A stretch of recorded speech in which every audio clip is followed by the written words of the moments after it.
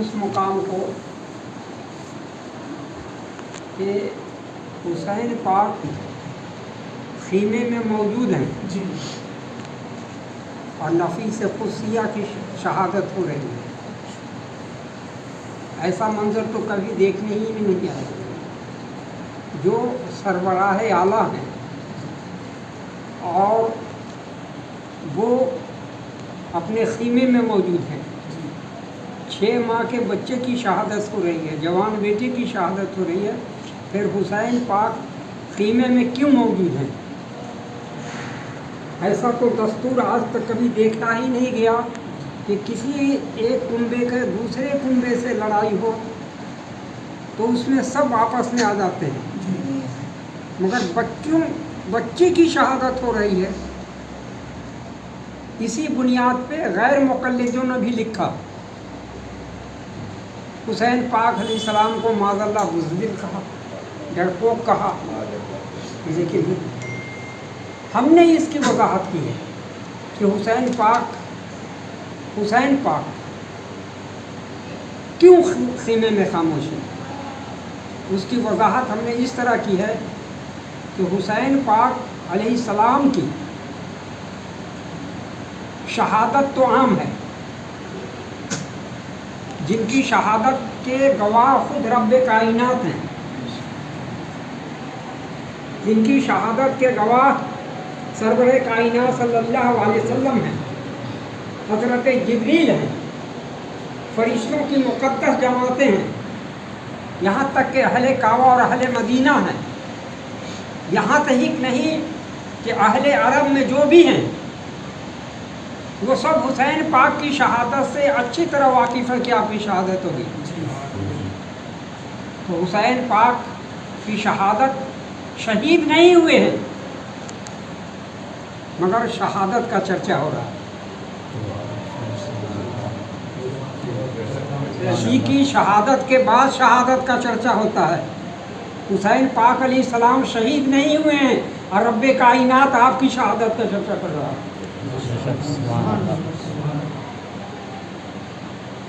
اسی فکر میں اور اسی صبر پہ امام عالی مقام نے دیکھا کہ میری شہادت کے تو سب گواہ ہیں، میری شہادت کے سب گواہ ہیں، اب یہ 72 نفیس قدسیہ کی شہادت میری موجودگی میں ہو جائے تاکہ میں ان کا گواہ بن جاؤں.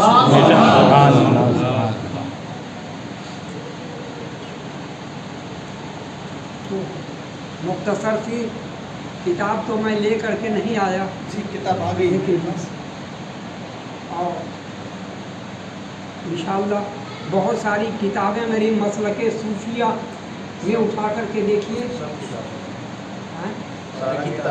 ہاں اس کو دیکھیے. ہم نے 1400 سال کے بعد بھی ایک فکر عطا کی ہے.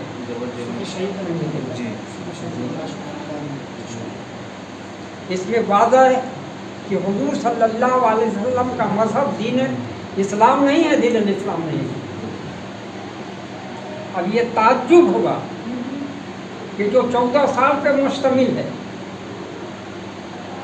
اور یہ کہہ رہے ہیں کہ آقا علیہ السلام کا مذہب دین الاسلام نہیں ہے. میں نے قرآن مقدس سے، حدیث پاک مصطفیٰ سے اور خواجگان کے قول سے ثابت کیا ہے کہ دین حسین حسین پاک کا دین حسینی ہے.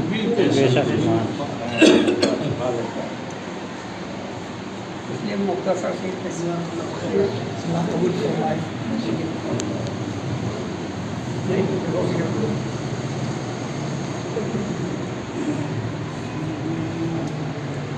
انشاءاللہ کبھی ہمارے بچے سنبھالیں گے تو وہ کتاب ایسے تمریت میں ہے.